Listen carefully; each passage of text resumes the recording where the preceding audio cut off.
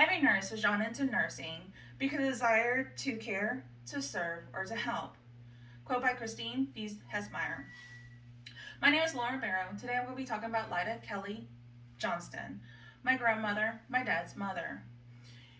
The reason why I think she's one of the greatest women in the world is because of her service and willingness to care for others and her spirit of service and caring. Lyda Johnston was born Lyda Bell Kelly in Great Now Benton, Arkansas. She then moved to Port Arthur, Texas, while she was in the Army, and she became a nurse. She would meet Richard Johnston in Port Arthur while she was in the Army and nursing. They had two sons together. Her husband passed away in 1986, and this led her to moving to Crown Point, Louisiana, to be closer with her other son, Charles Johnston, and me. Lyda Bell Kelly was born on July 11, 1919. She was the youngest of 4 children. She had 2 sisters and 1 brother. In 1922, her mother died of typhoid fever. Her and her siblings would move in with her mother's sister, all while her father still remained close to the children. At the age of 10, her and the children moved back in with their father to help around the farm and still go to school. All the children would end up all going to college. Lyda went to college to become a nurse while she was in the Army. She went to St. Mary's Gate Memorial School of Nursing in Port Arthur, and she graduated in the 1940s. At St. Mary's Hospital, she would attend to the wounded soldiers returning from World War II. She would rank up to a captain before she would discharge from the Army. At St. Mary's, she would meet a volunteer named Susan Johnston, who would invite her to go to dinner at her house. Here she met Susan's son, Richard, would then be my grandfather. Lyda and Richard married in 1948. They had 2 sons.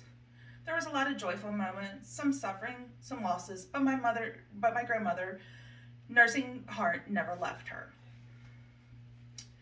Lyda stopped working as a nurse when her first son, Richard, was born in 1951. In 1953, Charles was born, which was my grandfather, my dad. She would still have that nursing spirit, helping around friends and neighbors with any nursing needs they would need, like wound care or blood pressure checks.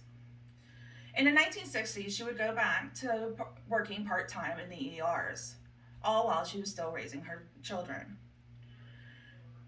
Richard, the youngest child, at the age of 18, would die in a motor vehicle accident in 1969, and then Richard, her husband, would die of colon cancer in 1986.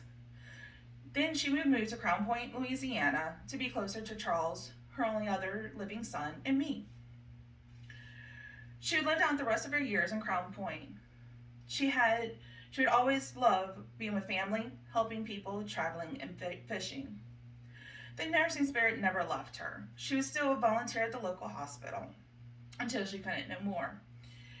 At the end of life, she had early dementia.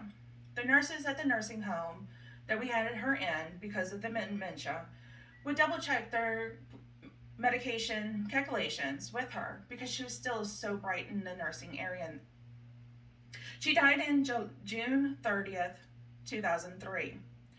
We had her funeral on July 4th, 2003. My dad chose this date because due to her love of their country.